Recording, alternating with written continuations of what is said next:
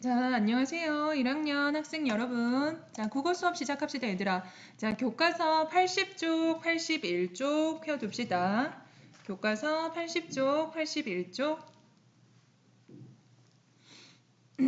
자, 우리가 지난 시간까지 이제 품사를 다 배우고 이제 이 단원은 요약과 이제 판단 단원이에요. 그래서 국어의 6가지 영역 있죠. 듣기, 말하기, 읽기, 쓰기, 문법, 문학 중에서 이번 이 단원은 듣기, 말하기와 그리고 읽기에 해당하는 단원입니다.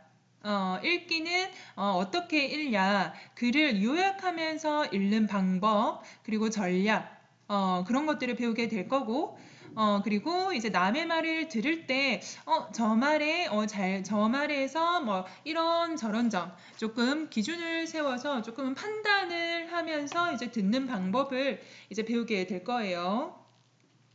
자, 그래서 대단원 2의 제목이 요약과 판단이고, 자, 대단원 요 표지에서 그림을 한번 볼까요? 자, 여기에 보면 지금 반투명 상자죠, 그죠? 자, 반투명 상자 속에 담겨 있는 거는 뭘까요, 얘들아? 굉장히 막 종이 쪼가리들이 이렇게 엉켜져 있죠. 엉켜져 있죠.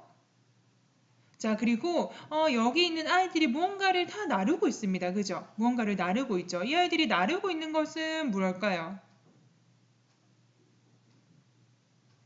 자, 보면 여기 상자에 담겨져 있는 종이 조각들과 그리고 아이들이 들고 있는 종이 조각은 어떤 차이가 있을까?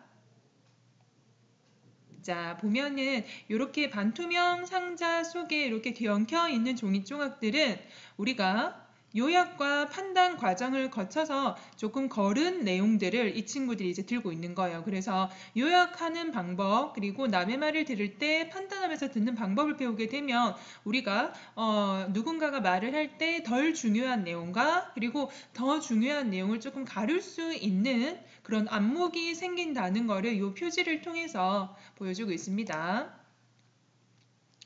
자, 교과서 한 장 넘어가 볼까요? 학습 목표가 있죠. 학습 목표. 자, 학습 목표 1번. 읽기 목적이나 글의 특성을 고려하여 글의 내용을 요약할 수 있다.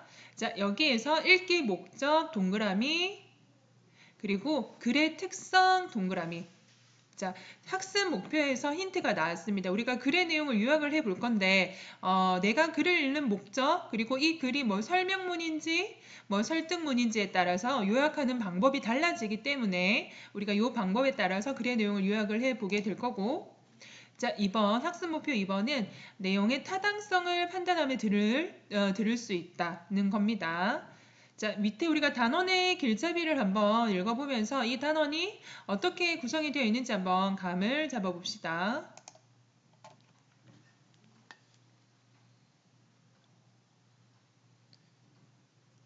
같은 글을 읽고도 그 내용을 제대로 간추리지 못해 길고 어수선하게 말하는 친구가 있고 핵심 내용을 간결하게 말하는 친구도 있습니다.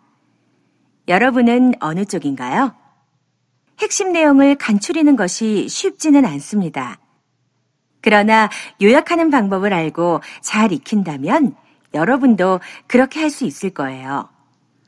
우리는 광고나 연설과 같은 설득하는 말을 들을 때가 있습니다. 그럴 때 여러분은 들은 내용을 그대로 받아들이는 편인가요? 아니면 그 내용이 이치에 맞는지 따지며 듣는 편인가요? 설득하는 말을 들을 때에는 상대방의 말이 이치에 맞는지 따져 들어야 합니다. 그래야 바른 판단을 할 수 있기 때문입니다. 이 단원에서는 읽기 목적이나 글의 특성에 맞게 글을 요약하는 활동과 내용의 타당성을 판단하며 듣는 활동을 합니다. 이를 통해 요약하며 읽는 능력과 판단하며 듣는 능력을 길러봅시다. 자, 단원의 길잡이를 우리가 읽어봤고, 얘들아, 교과서 83쪽을 볼까요? 자, 단원을 한눈에 이제 볼 수 있는 방법이 나오는데, 자, 우리가 처음으로 이제 배우게 될 단원이 요약하며 읽기입니다. 그래서 여기에서 어떤 텍스트, 어떤 지문이 실려 있냐면 조상의 슬기가 낳은 석빙고의 비밀이라는 이제 글이 실려져 있어요. 조금 짧은 글이 실려져 있는데 이 글을 읽으면서 우리가 내용을 요약하면서 읽는 방법을 한번 배워볼 거예요. 그래서 그 방법을 읽히고 나서 실제로 다른 텍스트, 다른 글을 통해서 글의 읽기 목적이나 글의 특성을 고려해서 이제 글의 내용을 요약하는 실전 연습을 해볼 겁니다. 알겠죠? 자, 이렇게 구성이 되고 소단원이 판단하며 읽기는 우리 교과서에 만화가 하나 실려져 있어요. 만화 제목이 뭐냐면 귀가 얇아서 큰일이야 라는 만화가 몇 컷 실려져 있고 자, 이 만화를 통해서 내용의 타당성을 판단하면서 들을 때 고려해야 할 점을 알아볼 겁니다. 그래서 다른 실제 텍스트를 통해서 여러분들 실제로 내용의 타당성을 판단하면서 이제 듣는 방법을 우리가 한번 연습을 해볼 거예요. 자, 교과서 한 장 이제 넘겨봅시다. 본격적으로 여러분들 요약하며 읽기 단원으로 넘어왔습니다. 자, 소단원 도입 영상을 먼저 볼게요. 요약하며 읽기.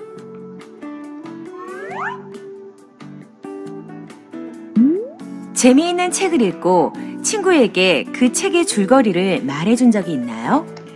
책의 줄거리와 같이 글의 중심 내용을 간략하게 정리하는 것을 요약하기라고 합니다. 생활 속 곳곳에서 이루어지는 요약. 어떤 것들이 있는지 한번 살펴볼까요? 지난 방송의 주요 내용을 압축해서 보여주는 줄거리. 하루 중 뜻깊었던 일이나 기억에 남는 경험을 요약하여 올리는 SNS. 시험 전 배운 내용을 복습하며 정리한 공책. 수십 분의 경기 내용을 몇 분으로 편집한 주요 장면 영상. 어떤가요? 참으로 다양한 상황에서 요약이 이루어지고 있죠? 보고 듣고 읽은 내용을 정리하거나 자신이 알고 있는 것을 누군가에게 전달할 때 요약하기가 필요합니다. 우리는 이 단원에서 읽기 목적이나 글의 특성을 고려하여 글을 요약하는 방법을 배울 것입니다. 요약하기에 관해 배울 준비 되었나요? 출발! 자, 여러분들 소단원 도입 영상을 보고 왔어요. 자, 교과서를 보면은 만화가 지금 두 컷이 실려져 있어요. 오늘 학교에서 고무신이라는 소설을 읽었는데 정말 재미있었어요. 그래? 줄거리가 뭔데? 여자애가 고무신 때문에 화가 났어요. 엿장수는 여자애를 좋아한 것 같아요. 그게 다니? 무슨 내용인지 모르겠구나.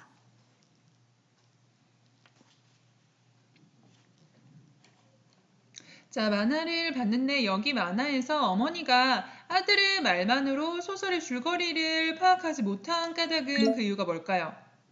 그죠? 이 친구가 이렇게 내용을 요약을 했죠. 어머니가 분명히 이제 줄거리가 뭔데? 라고 물었는데 여자애가 고무신 때문에 화가 났어요. 엿장수는 여자를 좋아하는 것 같아요.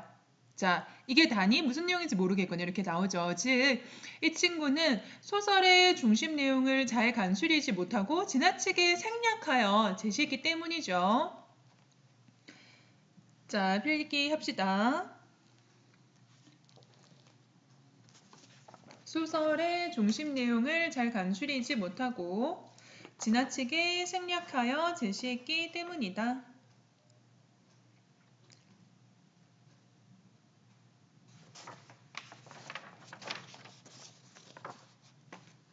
자, 그래서 요약을 하는데도 어떤 방법과 전략이 있고 여러분들 이 방법을 배우게 되면은 남에게서 내가 봤던 드라마 내용이라든지 영화 내용이라든지 혹은 내가 읽었던 책 내용을 조금 더 잘 요약을 할 수 있는 그런 키를 가지게 될 겁니다. 자, 그래서 이제 옆 페이지로 보면 본격적으로 이제 이 텍스트가 나오는데 자, 요 글은 조상의 슬기가 낳은 석빙고의 비밀이라고 해서 자, 석빙고의 얼음 저장 원리를 설명한 글이에요. 그래서 우리가 이 글을 통해서 읽기 목적이나 글의 특성을 고려해서 이제 글의 내용을 요약을 한번 해볼 겁니다. 자, 이 광표라는 작가가 이제 요런 글을 적었고, 자, 기자입니다. 기자이고, 우리 문화재의 가치를 널리 알리는 글을 많이 썼다고 합니다. 그 중에 하나가 우리 교과서에 실려져 있는 지금 석빙고라는 텍스트입니다.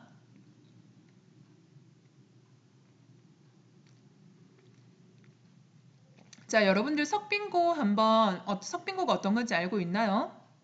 자, 우리 예전에는 우리 조상들이 살던 시대에는 이제 냉장고가 없었죠. 냉동고가 없었죠. 그래서 그 시원한 것을 먹기 위해서 만든 어떤 저장 장치를 석빙고라고 합니다. 한여름에도 굉장히 시원한 온도를 유지를 해서 시원하게 음식이나 이런 것들을 먹을 수 있었다고 하는데 대체 어떤 원리가 숨어 있기 때문에 이게 가능을 했는지 일단은 우리가 텍스트를 먼저 한번 읽어보는 시간을 가질게요. 조상의 슬기가 낳은 석빙고의 비밀. 자, 여러분들 글을 읽으면서 오른손이나 왼손에 필기도구를 들고 이 글에서 내가 좀 중요하다라고 생각하는 부분에 밑줄을 치면서 한번 읽어봅시다. 그래서 여러분들이 친 밑줄과 선생님이 제시한 이 밑줄이 일치를 하는지 여러분들 한번 확인을 해봅시다. 이 광표. 여름이 되면 냉장고에 있는 얼음에 자꾸 손이 가기 마련이다. 지금은 집집마다 냉장고가 있어서 손쉽게 얼음을 구할 수 있다. 그런데 옛사람들도 더운 여름에 얼음을 사용했다고 한다. 냉장고가 없었는데 어떻게 얼음을 구했을까? 냉장고가 없었던 옛날, 우리 조상들은 겨울에 채취한 얼음을 석빙고에 저장했다가 여름에 사용했다. 겨울철에 석빙고에 저장한 얼음을 어떻게 한여름까지 보관할 수 있었는지 그 비밀을 알아보자. 석빙고의 얼음 저장 과정은 냉각과 저온 유지의 두 단계로 나뉜다. 얼음을 넣기 전에 내부를 냉각하는 것이 첫 번째 단계이고, 얼음을 넣은 뒤 7에서 8개월 동안 내부 온도를 낮게 유지하는 것이 두 번째 단계이다. 두 단계 중 어느 하나라도 잘못되면 더운 여름철에 차가운 얼음을 맛볼 수 없다. 첫 번째 단계는 겨울에 석빙고의 내부를 냉각하는 것이다. 석빙고 내부를 차게 만드는 것은 얼음을 저장하는데 가장 기본적인 작업이라고 할 수 있다. 전문가들이 측정한 바에 따르면 경주 석빙고의 겨울철 내부 온도는 평균 영상 3.9도라고 한다. 일반적으로 건물의 지하실 내부 평균 온도가 영상 15도 안팎이라는 것을 생각하면 석빙고 내부가 얼마나 차가운지 쉽게 알 수 있다. 겨울이라고 해도 건물 내부를 냉각하는 것이 쉽지는 않다. 그런데 우리 조상들은 어떻게 석빙고 내부를 잘 냉각할 수 있었을까? 그 비밀은 석빙고 출입문 옆에 세로로 튀어나온 날개벽에 숨어 있다. 겨울에 부는 찬바람은 날개벽에 부딪히면서 소용돌이로 변한다. 이 소용돌이는 추진력이 있어서 빠르고 힘차게 석빙고 내부 깊은 곳까지 밀고 들어간다. 석빙고 내부는 그렇게 해서 냉각된다. 두 번째 단계는 2월 말 무렵에 얼음을 저장하고 나서 7에서 8개월 동안 석빙고 내부를 저온 상태로 유지하는 것이다. 늦겨울에 저장한 얼음은 봄이 지나고 여름이 되어도 녹지 않아야 한다. 전혀 녹지 않게 할 수는 없겠지만 석빙고 내부를 저온 상태로 유지해 녹는 속도를 최대한 늦춰야 하는 것이다. 그렇다면 어떻게 한여름에도 저온 상태를 유지할 수 있었을까? 그 비밀을 알려면 먼저 석빙고의 절묘한 천장 구조를 살펴보아야 한다. 석빙고의 천장은 아래 사진에서 보듯 1에서 2m 간격을 두고 나란히 배치된 4-5개의 아치형 구조물로 이루어져 있다. 각각의 아치 사이에는 자연히 움푹 들어간 공간이 생기게 된다. 이 공간을 에어포켓이라고 하는데 여기에 비밀이 숨어 있다. 얼음을 저장하고 나서 시간이 지나면 내부 공기는 조금씩 더워진다.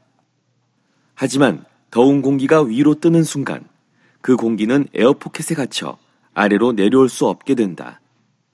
에어포켓에 갇힌 더운 공기는 에어포켓 위쪽에 설치된 환기구를 통해 밖으로 빠져나간다. 이렇게 해서 석빙고 내부는 한여름에도 저온 상태를 유지할 수 있었다. 실로 놀라운 구조이다. 석빙고가 한여름에도 저온 상태를 유지할 수 있었던 비밀은 또 있다. 우리 조상들은 얼음 보관에 치명적인 물을 재빨리 밖으로 빼내려고 바닥에 배수로를 만들었다. 또한 빗물이 석빙고 안으로 새어 들어가는 것을 막으려고 석빙고 외부에 석회와 진흙으로 방수층을 만들었다. 얼음과 벽, 얼음과 천장, 얼음과 얼음 사이에는 밀집, 왕겨, 톱밥 등의 단열재를 채워 넣어 외부 열기를 차단했다. 또 석빙고 외부에 잔디를 심었는데 이는 햇빛을 흐트러뜨려 열 전달을 방해하는 효과가 있었다. 지금까지 겨울철에 석빙고에 저장한 얼음을 한여름까지 보관할 수 있었던 비밀을 알아보았다. 우리 조상들은 자연의 원리를 잘 알고 그것을 활용하여 석빙고라는 놀라운 과학적 구조물을 만들었다. 그 덕분에 여름에도 시원한 얼음을 즐길 수 있었다. 이와 같이 석빙고에는 과학적 원리를 이용한 우리 조상들의 슬기가 담겨 있다. 자, 텍스트를 다 읽어봤습니다. 그죠? 여러분들, 요 텍스트 읽으면서 선생님이 이제 각 문단별로 이렇게 밑줄을, 중요한 부분에 밑줄을 조금 치라고 했는데, 밑줄이 조금 쳐져 있습니까? 그래서 다음 시간에 지금 시간이 조금 애매하게 남아서 요거 하다 보면 끊길 것 같아서 다음 시간에 우리가 요 글이 총 몇 개의 문단으로 구성이 되어 있고 각 문단별로 중심 내용이 무엇인지 그리고 어떻게 하면 각 문단의 중요한 내용들을 모두 포함하게 하는 내용을 요약을 할 수 있는지 한번 그 방법을 배워볼게요. 자, 여러분들 지금 바로 줌에 들어와서 출석 확인하고 미션 하도록 합시다.